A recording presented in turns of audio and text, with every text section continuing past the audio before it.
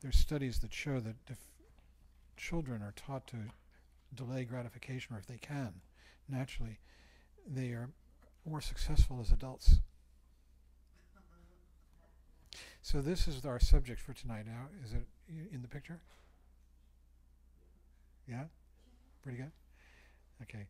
This is the wheel of life. It's called the Bhava Chakra, wheel of existence. Chakra means wheel. I'm going to pass these around. They're very hard to read. If I'd thought of it in advance, I should have bought a commercially produced version of this so that we could pass it around and you could see it in more detail. Because it's a lot of it is what we're discussing tonight. This is a famous heuristic piece of symbolism in Buddhism. The demon that is holding this wheel is named Yama, and he is the Lord of Death.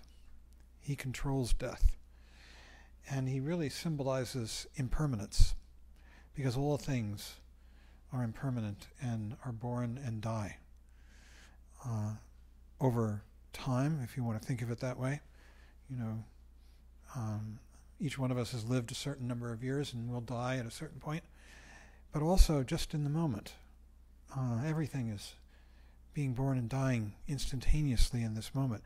Everything arises as a matrix of events and sense perceptions and thoughts in this present moment, and passes away almost instantaneously. In fact, instantaneously, just like this gesture arises and is gone, or these words.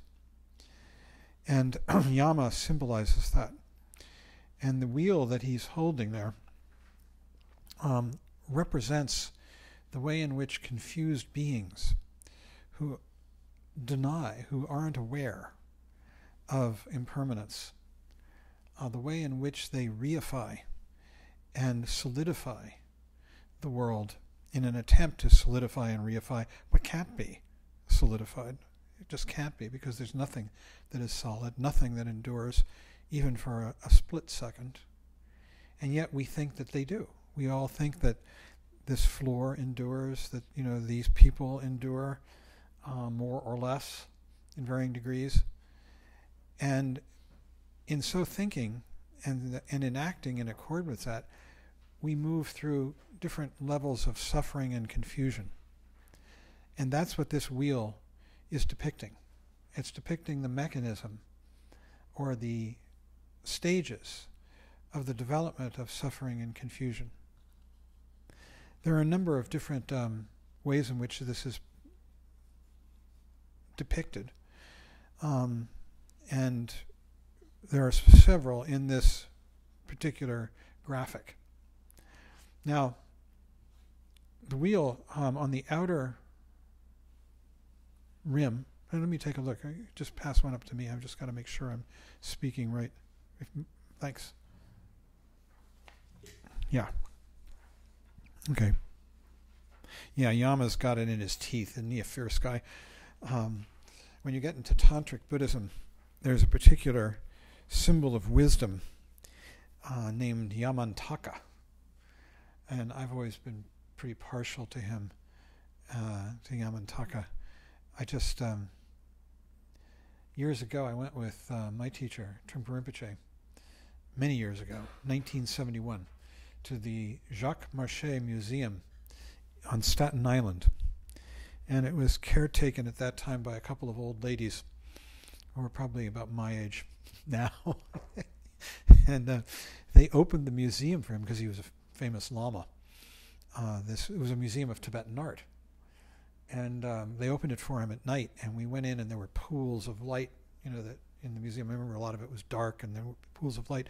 And they would open up trunks, and he would go through these trunks looking at the different things that this 19th century Frenchman who went to Tibet had brought back. And I remember he said that it was typical of Western adventurers, the collection, because it was full of some very good things and some really terrible things. And person, Jacques Marchais, obviously didn't really know what he was getting, but he got some good stuff. And I remember seeing a statue of this really voluptuous figure, powerful. It was only about this high, and it was bronze, and it had the head of a bull, and a gazillion arms, a big fan of arms going around, each one of them holding a different implement. And it was standing on a corpse. And that was Yamantaka. And the corpse that he's standing on is this guy, Yama, who's holding the wheel, because he's Yama's conqueror. And Yamantaka is the wrathful aspect of Manjushri, who is the bodhisattva of wisdom, or the Buddha of wisdom, depending on which system you're in. And when he, in his more wrathful aspect, he takes the form of Yamantaka. And in fact, Yamantaka has 3 heads going up. He looks around 360 degrees with his bull's head. It's got heads going all the way around. But he also has 2 more heads on top. And the very top one is Manjushri. The middle one is a semi-wrathful one. I don't know what that one's name is. And then the main one is this big bull's head. And I was fascinated with this thing. And it stood right next to a purba. A purba is a 3-bladed knife that pierces the heart of ego. And in fact, all this symbolism is interconnected. In the center of the wheel of life, it's hard to make out with these pictures, there is a very center, there's a chicken, a pig, and a snake. And they represent the 3 poisons, which are hatred, passion, and ignoring, or stupidity, sloth, sort of dullness, a stupor. And the purba, 3 blades, pierces all 3 of them at once, each blade. And this purba was about, normally you see purbas are ritual instruments. You'll see them on a shrine table, and people will pick them up in part of different ceremonies and wield them. This purba was 8 feet tall, standing on its tip. And I asked Trungpa Rinpoche what it was, and he said it was part of a life-size mandala that you could walk through, that people built in Tibet. And there is such a mandala right now that a teacher I've been working with has built in Parping, Nepal. It's life-size. It's more than life-size. It's 4 stories out of concrete. Each story is probably, 50 to 100 feet on a side. And it is full of statues of deities arranged it's a 3-dimensional mandala, as well as implements like that. Khenpo Namdrol built that. What's the mandala of? The peaceful, wrathful deities, the Shitro mandala. And it's got all of them. There are 100 peaceful and wrathful deities, 52 peaceful, 48 wrathful. And there's a statue of each one of them in its place in the mandala. How far away is it from Kathmandu?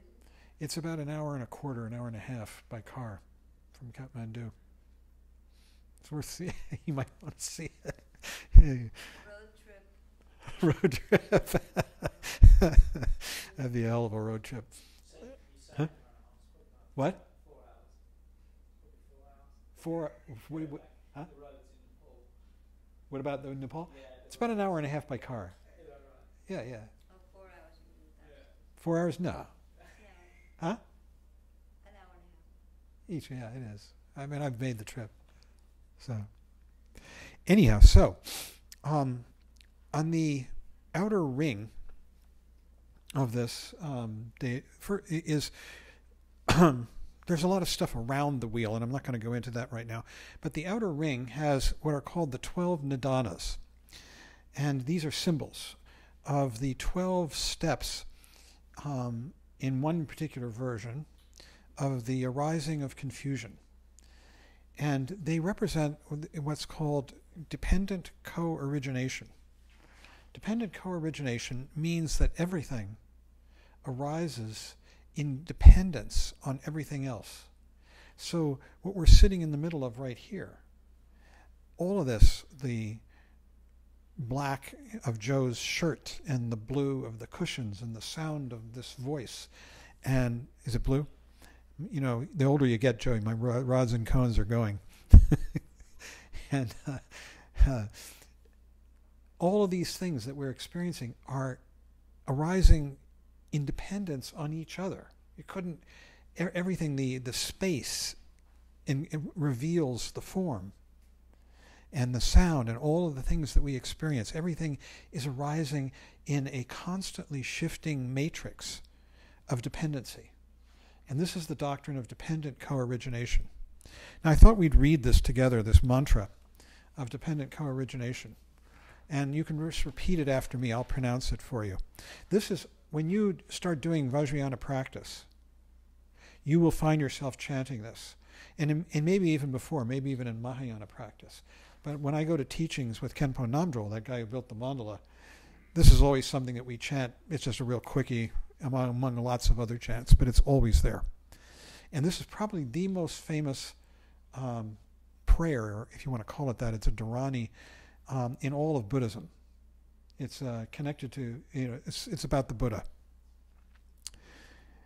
It says, Om ye Dharma hetu prabhava. So let's repeat.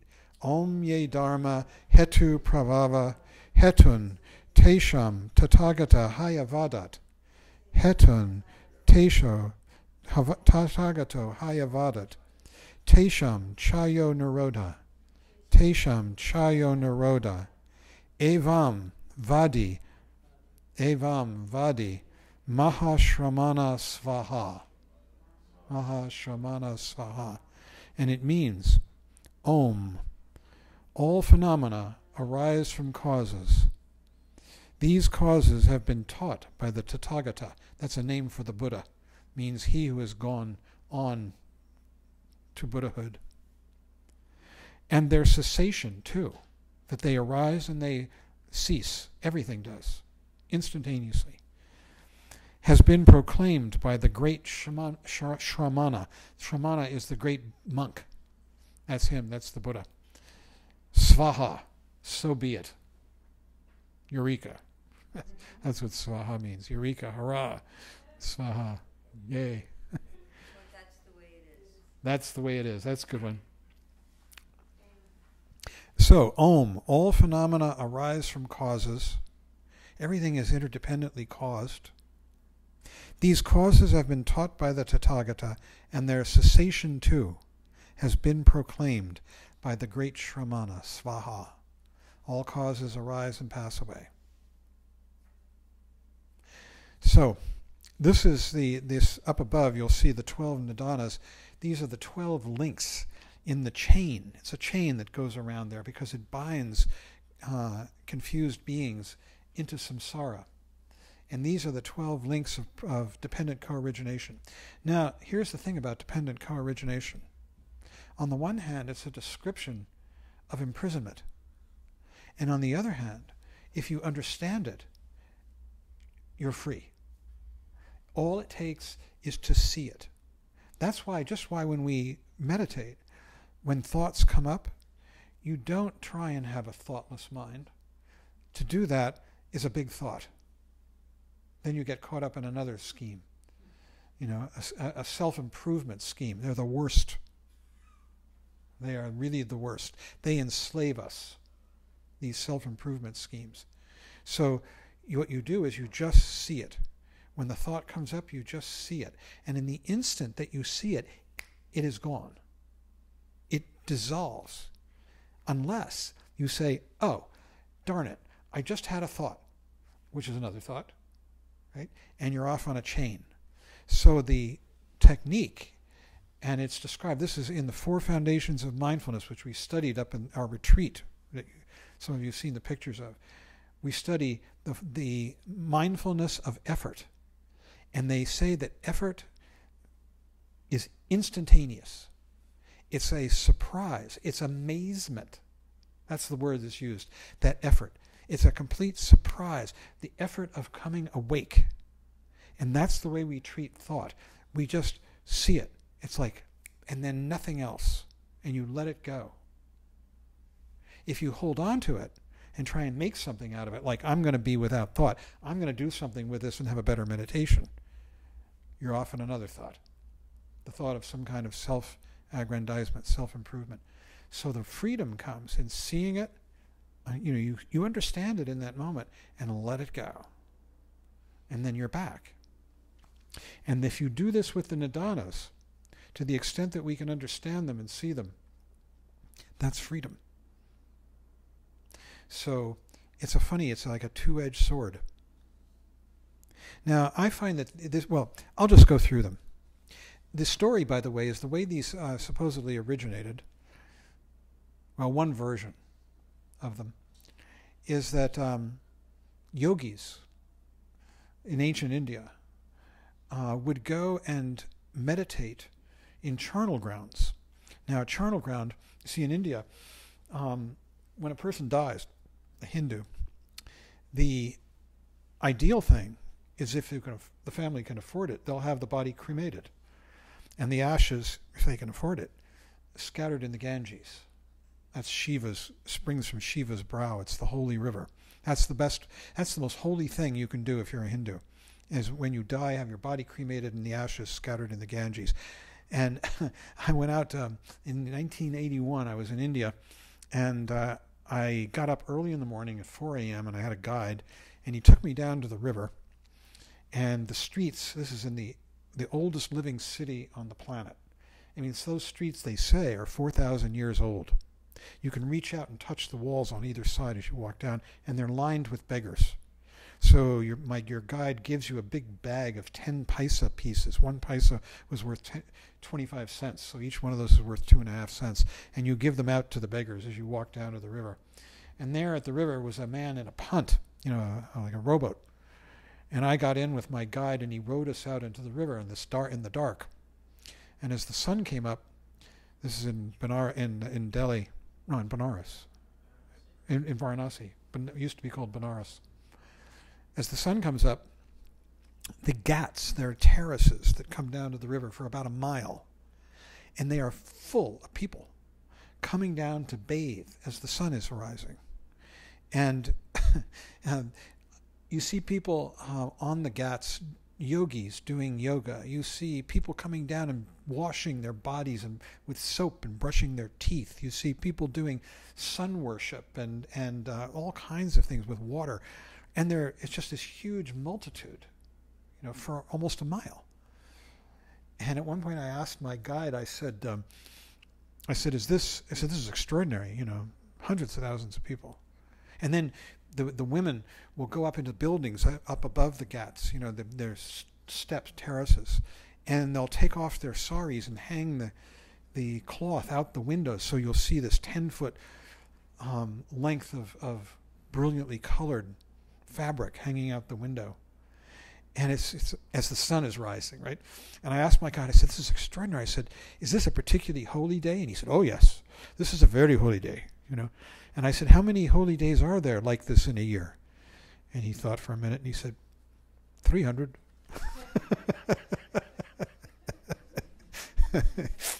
Yeah. So, how did I get onto that? The charnel ground. So the holiest thing, a person can't afford to have their body cremated. And by the way, I also saw corpses floating down the river, and I watched them dumping the ashes from cremation. The cremation ground is right upstream of where everybody's bathing. So they burn the people, and then they throw the ashes in the river, and the ashes are floating down right where everybody's bathing and brushing their teeth. It's amazing. And I saw a corpse go by the boat, But if you can't afford that, to have your body cremated, then what your family will do is they'll have it hauled out into a charnel ground. A charnel ground is a place where you leave bodies to be consumed by wild animals. It's a pretty gruesome idea, huh? And in the old days especially, I guess yogis would go out there to meditate, because the idea is the meditation on, surrounded by death, inspires you to really get enlightened, to try and escape this veil of tears, this suffering. And so the classic idea is that a yogi's out there and he picks up a human thigh bone and he says, where does death come from? Death comes from birth. Where does birth come from? Birth comes from becoming. And he works backwards through the 12 Nidanas that we're going to go through here. And that's how these came up. He's trying to understand why it all arises, the yogi. So we'll go the other way. We're going to go from the beginning. Avidya. Avidya is usually translated as ignorance. It literally means not seeing. A is not, vidya is to see. What is it not seeing? It's not seeing the ground. The reason that we meditate on space here, you see, we're meditating on the ground. And the figures are the words, the people, the lines of your breath that arise in the ground. Normally, we say, there's Sasha. And in saying that, I'm ignoring everything else. I'm just looking at Sasha, and everything else fades into unimportance because I'm going to have this conversation with Sasha, you know? That is the ignorance they're talking about. It's the focus on the figure and the ignoring of the ground, the space that encloses it all. The ground is four-dimensional. The three dimensions of space and time. It's the complete environment. So when we meditate and we're just relaxing our minds in space here, and the breath is going out into it, we are practicing coming back from that kind of ignorance into a more full awareness, an awareness of the ground as well as of the figure. When we are lost in ignorance, all we're doing is we're focusing on the figure. The figure is me and you. And I've got a bone to pick with you, and I'm going to, you're pissing me off, or I want to make love to you, or whatever it might be. And we get into these dynamics because all we're seeing is the figures. And we're not seeing the ground. If we notice the ground, everything is constantly arising and passing away. Nothing has any true ongoing substance. So that's avidya. Avidya is the birth of ignorance. It's the original separation out of a figure from the ground. And once that's done, it implies that figure separating out from the ground. If that's there, it implies, then I'm here. I'm here seeing it. It's an implication. It's a movement from that to this. And that movement is fraught with anxiety because it passes away. It's a movement. It has a beginning and an end, just like our lives. It's the fundamental anxiety that underlies our lives. Or we spend our lives trying to solidify that relationship between I and other, which is impossible to do because it's a constant act which has a beginning and an end. And so samskara is the second of the 12 Nidanas, and it's the idea that once we have I and other, then we begin to develop a relationship. And that relationship has a particular form. We're friends, we're enemies, we're lovers, we're casual acquaintances, we're irritants to each other, whatever it might be. And that is samskara. It's the form in which that relationship begins to take shape. And that relationship, that form, has an ongoing life because we begin to act habitually. We develop this relationship, and it implies certain things. We say, oh yeah, there's Joe. He's my friend. And all of a sudden, all these past associations come up, and there's Frank. He's my enemy. And it all comes up, and this is the samskara. And they liken it, the image, I forgot the image for the avidya. And it's in that link around the outer links, the chain around the wheel, the outer rim of the wheel. Each one of those has these pictures of a blind grandmother. She's a grandmother because she has given birth to everything it's all come out of her, generation after generation after generation. And she's blind because she doesn't see the ground. She only sees the figure. It's a kind of blindness. So avidya literally means not seeing. It's usually translated as ignorance.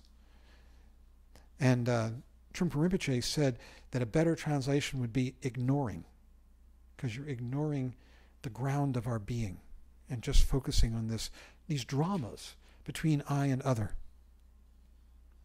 So samskara then is the shape in which these dramas begin to take place, and the image for that is a potter making pots on a potter on a wheel out of clay. And when that begins to happen, then you begin to get a fully formed personality. And the third skandha here is vijnana, which literally means consciousness. That one begins to have a self-consciousness of I and me and my perceptions, me and my knowledge, me and my, the fact that I see out of one eye. That's that whole thing. The fact that I hear, and my hearing is damaged. That the way in which we see and hear and sense and touch and all of that is vijnana, and on the way in which we think. Sometimes our thinking is damaged, and sometimes it's clear. And that's consciousness. It's called divided jnana. Jnana is the pure word for consciousness. Vijnana means divided consciousness. It's divided because we're seeing me and you, and we don't need to be. All of this is here before you even think of me and you. They say that the space is lit with knowingness. It doesn't mean that I have to see you. And in fact, when you say I see you, it implies some kind of sequence, as though there's a time frame involved, like first I see you. But it doesn't happen that way. Everything arises spontaneously and instantaneously because everything is lit. A later school of Buddhism called it the one mind, that they likened all of this to being one mind, and everything is sort of lit with knowingness. That's a metaphor. And then, having developed consciousness, we begin to develop labels. This is name and form, nama rupa. And the metaphor for that, a restless monkey is the is consciousness, vijnana. And in fact, we'll come back to that restless monkey. The idea of monkey mind? This is it.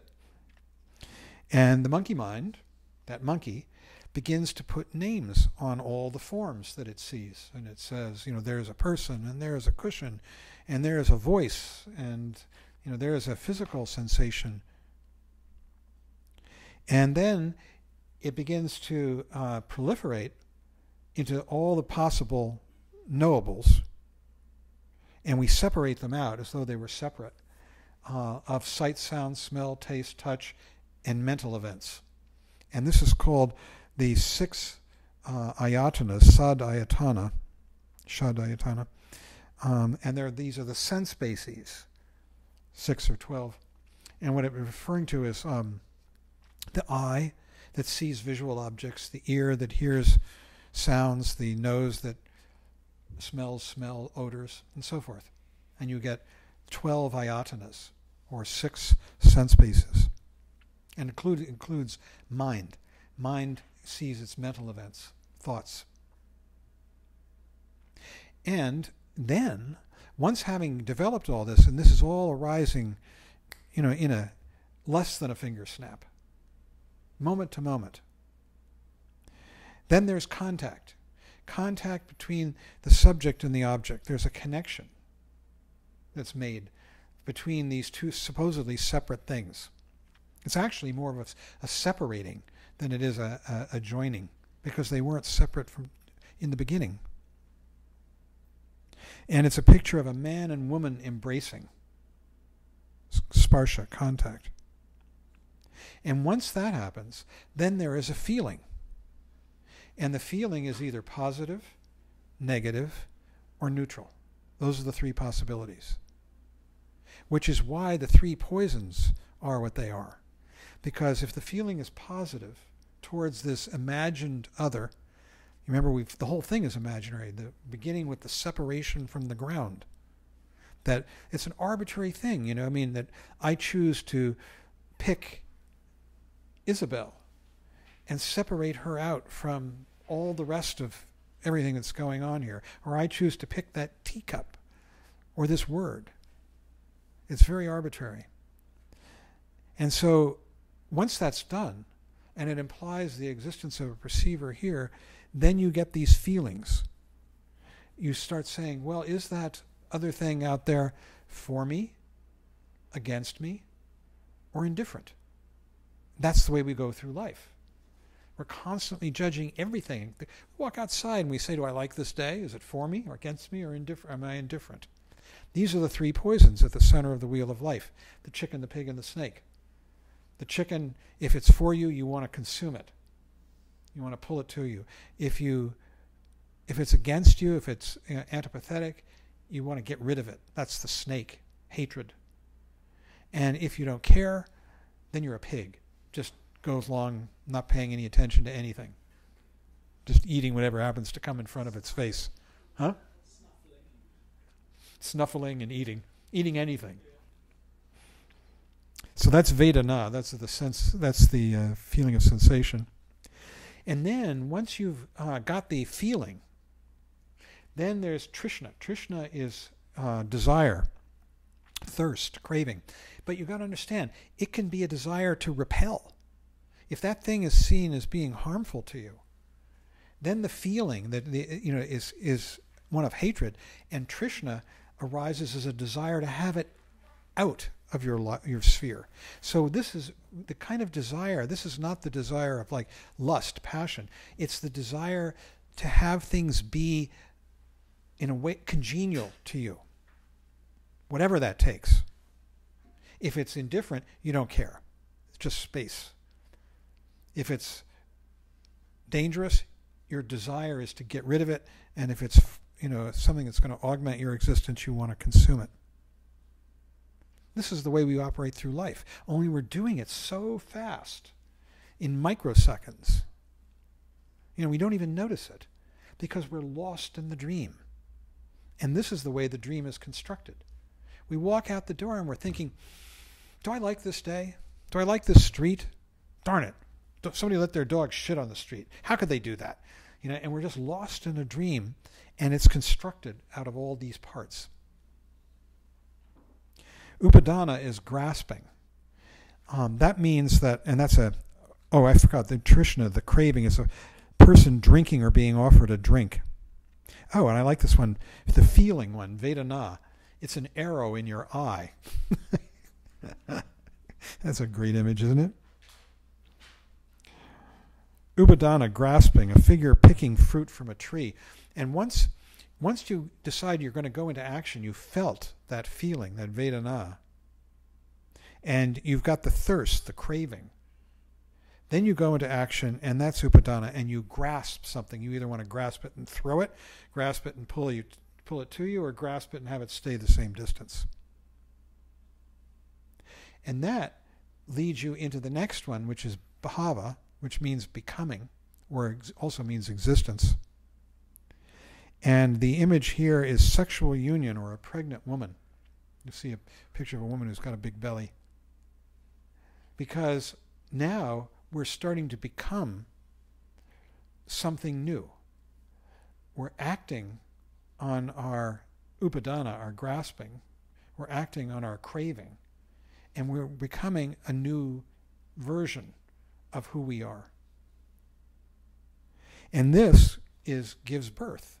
And now we give birth. We decide, I'm hungry. I think I'll go to a restaurant. And that gives birth to you sitting in a restaurant and ordering a meal. So there's a woman giving birth. And that inevitably leads to the end of your meal. You pay the check. You shoot and leave. I couldn't resist that. You leave. You know that joke? Yeah, he does. And that meal is over. It's died. That's jaramarana, the end of that little incident, and it could be the end of your life. And then it starts again. It's a wheel, goes around. And then when something dies, something else is born. So now your meal is ended, and now you're back out on the street, and your journey home has begun. So every death is a birth. And the wheel goes on and on, around and around.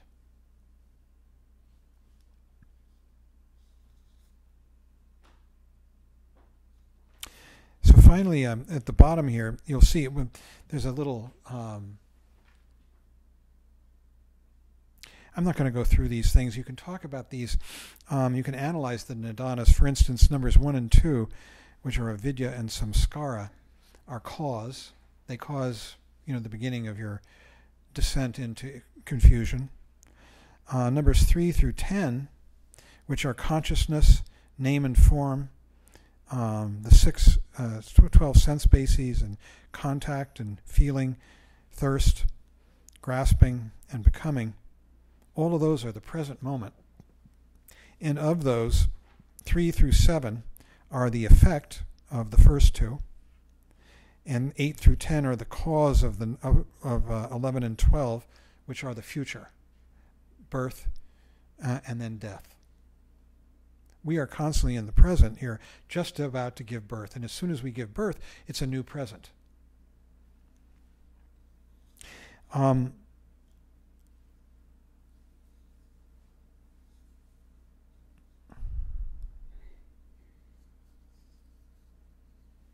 Finally, I'll just say this. For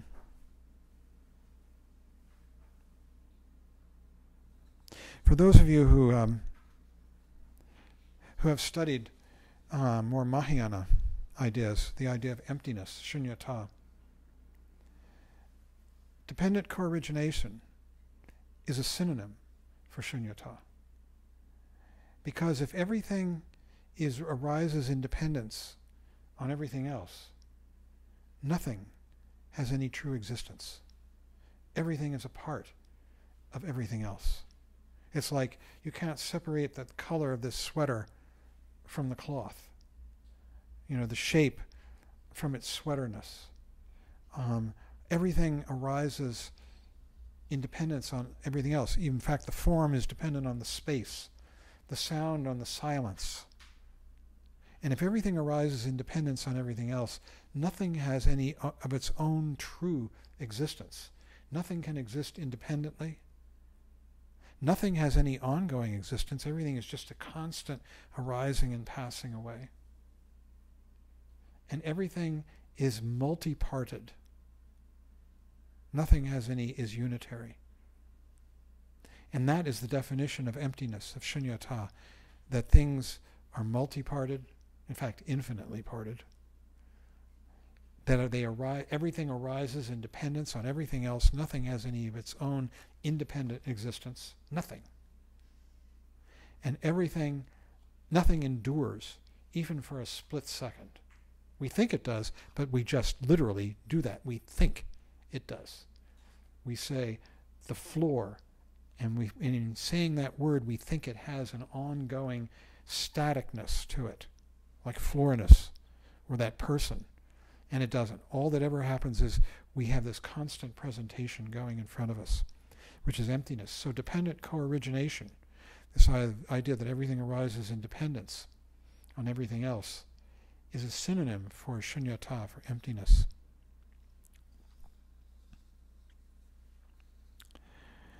And just finally, one more thing, the way to make sense of all this, the way to practice this, is in the meditation that we did together, where you come back into the space,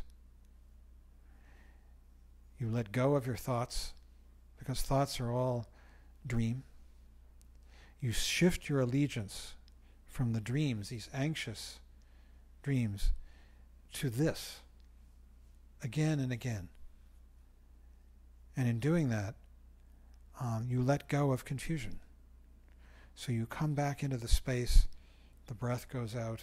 The breath is like a figure that you're letting take place, but you maintain your awareness of the ground, which is this space. And it dissolves into the ground, as do your thoughts. And then you're just here. And you learn how to relax in that. And that is the practice on the cushion. It's also the practice in daily life.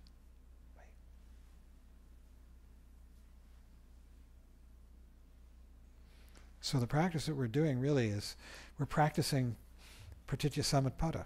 We're practicing dependent co-origination. We're meditating and being part of it. Coming back to it. We're practicing letting our minds become one with emptiness. And the irony is that people think emptiness is kind of an absence of things, like a little death. But it's not. It's both an absence and a fullness. Because it contains and it reveals the extraordinary vividness and richness of all of this that we're living in as it arises in this present moment. It makes it so much more available, so much more vivid. This is where art takes place, where true inspiration takes place, is in this space in which everything is arising and passing away so vividly, moment by moment. We tend to gray it out by labeling it. There's a person, there's a cushion. How do I feel about it? And boom, we're off, we're lost in some story about our relationship. I often think, that, back many years ago, Trungpa Rinpoche gave a seminar when he talked about how one comes to this understanding, this appreciation or awareness that's so vivid. And one way is the way we're describing here. It's the sane way through meditation practice, training one's mind into sanity. But you can also come to it through insanity. And if people reach a height of psychosis, they are moving so fast in fear and panic, back and forth, that they freeze momentarily. It's like zzz, like that, in frozen sort of catatonia. And in those moments of freeze, a person can actually see the world with extraordinarily vividness. He talked about this. But the problem is it's completely temporary because you're basically insane. The person is nuts. And as soon as they relax, then the vibrating starts again, which is very dangerous.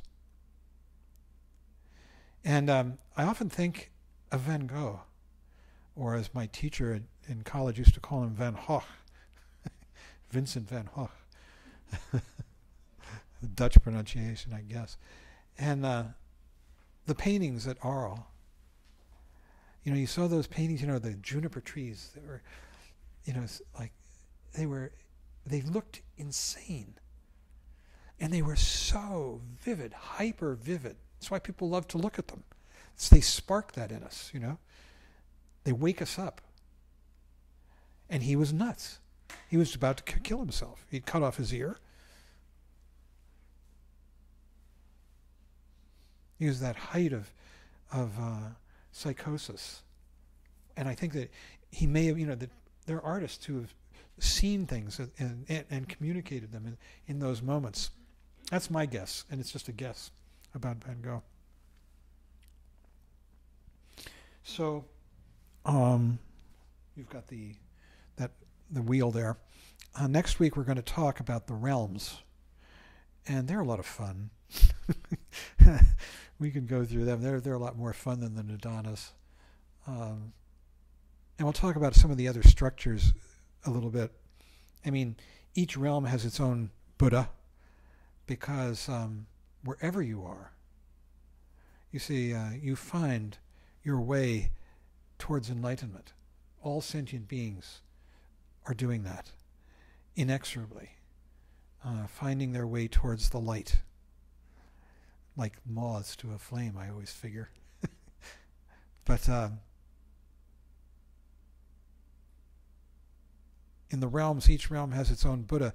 In the traditional language, they say that sentient beings find their teacher according to their needs and obscurations. That's the phrase. Sentient beings. See, we're all sentient beings. Sentient beings means people who are confused. If there's a Buddha out here, I beg your pardon. You never know. You never know. And sentient beings are all moving towards enlightenment, and they're seeking the path according to what they can see, according to their needs and obscurations. You find your appropriate teacher and your appropriate sangha, fellow travelers. So we'll talk about the realms next week. That'd be fun. So we can have a discussion, if you like, about the Nidanas.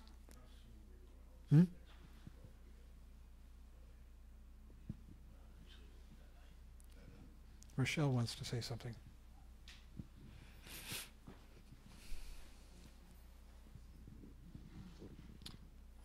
Just addressing the insanity part.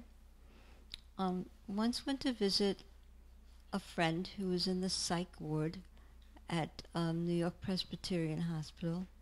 Very elegant, beautiful place. And when you walk in, everything's under lockdown. You walk in, and there's a big community room, let's say, and then the bedrooms go off on the side. So everyone that's there just walks around in a circle, constantly, walking around in a circle. It's kind of like very manic. So I was just standing there observing this, and suddenly this woman walking around stops and comes over to me. And she said to me, she points at my little shopping bag, like a very little small shopping bag that I had some, little snacks for my friend who was there. And she said to me, it was a Bergdorf Goodman shopping bag, very nice store on 5th Avenue and 57th Street in Manhattan. And she said to me, oh, you have a Bergdorf's bag. I used to work there. And then I said, would you like it? She said, Would you like what? Would you like the bag? Yeah. I was going to offer her my shopping bag. She said, no thanks. And then she starts walking around, joining the other manic people. But for that one moment, she was just completely present and completely there with, she saw that bag, because it's very, it's kind of a bag that you always recognize. It's kind of like a lavender bag with beautiful writing on it. It's at Bergdorf Goodman. And that was the most amazing experience, because she was walking around very manic, like speaking to herself, moving her hands around, just like everyone else was doing. And then when she saw the bag, she tuned into something that she recognized and just spoke to me directly and then went back. Just as you described.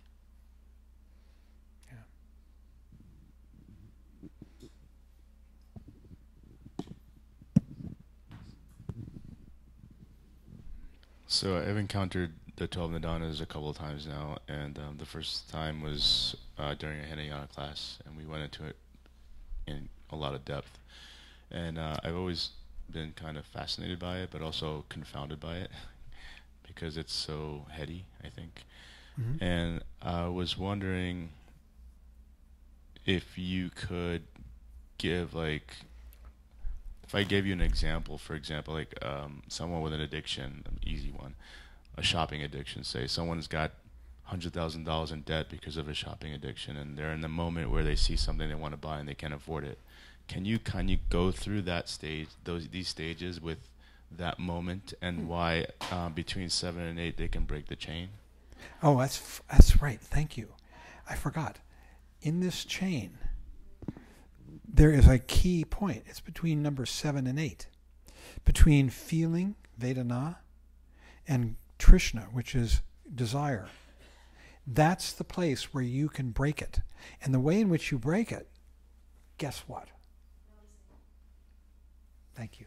What did you say? Noticing. Just coming present with whatever is happening. Whatever's going on in your mind, whatever's going on externally, it doesn't matter. Just coming present. That's the way you break the chain. Awareness. And this is why absolutely everything is grist for our mill. That's why when we sit here, if somebody walks in the door, it's not an interruption. It's grist for the mill of awareness. If a noise goes off, that's inappropriate, it's grist for your mill of awareness. It's the whole trick is to come back. If you have thoughts, if you find yourself thinking, that's grist for the mill of awareness. You just bring awareness to those thoughts. You don't beat yourself up. That's the biggest problem we have as meditators, is we say, I'm a bad meditator. I should be not having these thoughts. And then you feel this little feeling of, in your meditation, this feeling of, I'm not doing it. I'm not good enough. I'm not a good meditator. This feeling of failure, wherever it comes. And bring awareness to that. Whatever you've got. That's the point. And that's why this moment here is so important. This is where we break the chain. And we step out of the wheel by coming present. So kind of going back to that example that I was bringing up. So you're saying that breaking the chain is not necessarily them seeing that behavior and choosing differently. It's them seeing the behavior, and even if they still do it. Yeah. It's seeing the behavior. It's coming present. It's like if they're thinking, oh, I really want that shopping bag, that that $10,000 purse at Bergdorf Goodman's, but I can't afford it, and I feel terrible. And then all of a sudden you see it. You don't have to do anything one way or the other. You just see it. You just come present. And if clarity comes as a result of that, bonum, it's a bonus. If it doesn't, no big deal. The point is always, you're caught up in some story. Huh? That you're stepping out of the dream. You're caught in a dream, this dream of, oh, I want that. I really like that, but I can't afford it. I'm thinking about it, or maybe I shouldn't, but maybe I could actually. And then you just see it. You don't have to make a decision one way or the other. You were caught in a story that had a forward momentum or a backward momentum. If you're even thinking about the past, is always thinking about the future. Because you think about the past in terms of what you want for the future. And you step out of that, cut it, and just see it with no agenda. And if an agenda arises after that, if you say screw it and buying it, you still broke the chain. It depends on you. Did you do it with awareness or not? Or did you do it out of some feeling of compulsion, or were you lost in the dream, or who knows what? And if you were, so what? Then bring awareness to that. At whatever point we've got. The point is to wake up again and again and again. Just little micro wake-ups all the time. At any stage, wherever you are. Sitting on the toilet, cooking an egg, talking to a friend. That's a good one. So I'm talking to a friend and they say something about mindfulness and I go, like that? Oh yeah. Forgot. And you come back. That's the practice. Well, that's why Sangha is so important. It helps. Definitely helps. Sangha, meaning community, because people will remind you. They'll say, hey, I was meditating the other day, and you go, oh yeah, I forgot about meditation. But the whole thing is that we just get caught again and again in stories, the stories we tell ourselves. And the practice is again and again to see it. Just see it. No ambition. If you have an ambition, that's another story. Any idea of self-improvement is going to be a story. Another dream. A dream of, if only I could meditate better, then I'd be happier. And we got this dream about the future. So, I'm sorry. You were No, I was just wanting you to confirm that the 12 Nidanas are also, that they also don't exist, that they also are an illusion themselves. They don't exist. Yeah. They have no true existence. Absolutely not. They arise dependently on each other. They're just names. They're part of an ongoing story. They're the story of confusion. That's what they are. Does the story of Mickey Mouse exist? Not even Mickey doesn't exist, much less the story. It doesn't have any true existence. It's just a story, an ongoing story that when it's not told anymore, it's gone. Same thing with the Nidanas. You're right. Absolutely. Thank you. When you're saying that all sentient beings have a chance to enlightenment and all the realms have their Buddhas, then why the human body is so important and precious if you can achieve enlightenment in all the bodies? I didn't say that. It's very hard to achieve enlightenment in any of the realms other than the human. It's possible. Anything is. But the further away you get from the human realm, the more difficult it is. And this is because of a number of factors. I think the most convincing one for me is just simply that all the other realms have either too much pleasure and you're not motivated to work on yourself because pain motivates us, or they have so much pain that you can't begin to think about working on yourself, because you're suffering too much. In addition, and I'll just tell you this one because it's a bit out of my ken. Once you get into, especially in the Vajrayana Tantra, there's a lot to do with what they call the psychophysical body. All right, it's the secret body, or the subtle body, and it has to do with chakras. You've heard about chakras, energy centers. There are 4 main chakras, and there's some subsidiary ones. They're located in a line here. And channels. Channels carry energy, which is called prana. Prana means wind, or it's usually translated as wind, and it moves through the channels. There are 10,000 channels in your body, more or less, and 3 main ones that run through the center. And then there are bindus, which are little energy things that move through your body as well. And only human beings have the full set of interior equipment. All the beings of the other realms are lacking. And you need it all to achieve enlightenment. That's what they say.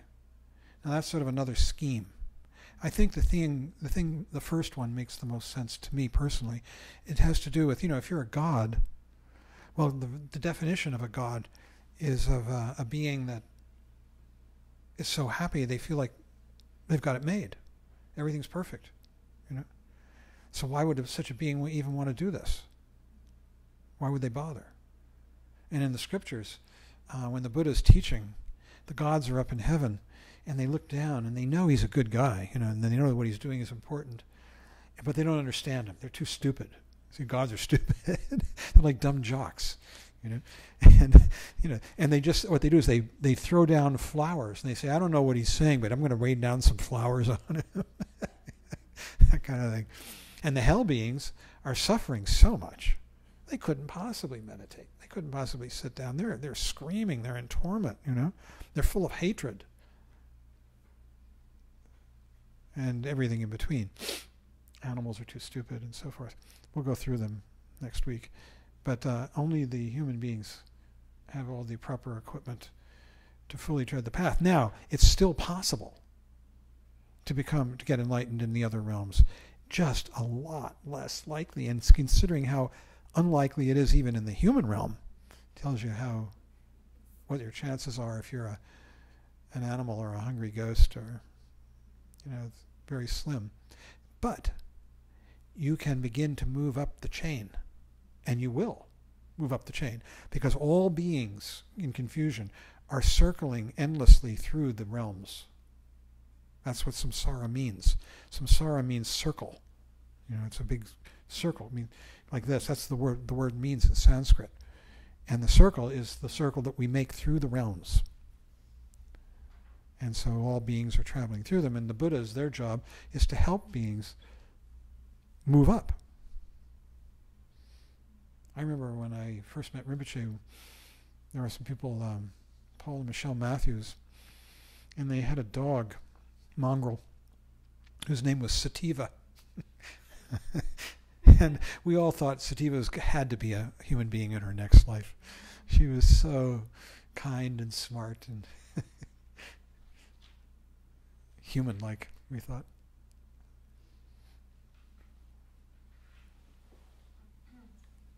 Okay. Yes? Michelle. Then we should...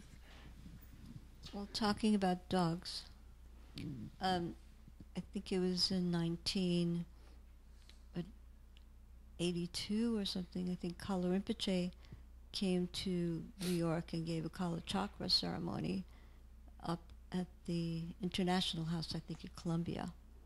And we heard that anyone that attained that, we went to the first night. My daughter was 12. We went to the first night of the Kala Chakra, and Kala Rinpoche said, anyone that attains a Kala Chakra will attain an enlightenment either in this life or their next life, for sure. And so the next day, Nicole said, well, I want to bring Alfie, that was our dog, because, we loved him and he was part of the family. So we showed up next day for the Kala Chakra with the dog. And I was in my costume uniform, which was like a guard. I was supposed to be like a protector guard or something. And the head of the costume at the time, Marvin Moore, looked at me, the kid with the dog, and my costume uniform, and he said, you take a post up in the balcony. So I went up to the balcony with the kids. And when the monks came around, they would give protection cords, and they would give amrita, and kusha grass. They didn't even see that this was a dog. The dog got the protection cord, the dog got the kusha grass, dog got the amrita. The dog, like they just put it around his neck. They didn't even notice that this was not a participant in the Kala Chakra. That's so sweet. Yes, and that was his guarantee. We guarantee that our dog would the next life at least be born into, a practice situation. So terrific. Absolutely. That's great. Well, we should end. So, is everybody okay with chanting the dedication of merit? This is the way in which we... dedication of merit, for those of you who don't know, is every practice session should end with a dedication of merit. If you're a Buddhist, if you're not, doesn't matter. But the idea is that any merit that has been gained is being given away for your benefit and for the benefit of others as well. Mainly for the benefit of others, but for the twofold benefit. And someone said, well, if I give away all my merit, then I'm not going to get enlightened. And then there's a teacher who famously said, actually, if you give away all your merit, you get enlightened faster. So, anyhow, we should do this out of compassion for others, for your dog, wherever he or she is.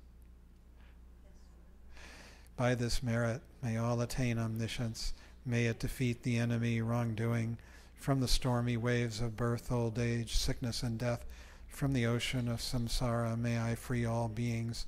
By the confidence of the golden sun of the great East, may the lotus garden of the Rigden's wisdom bloom.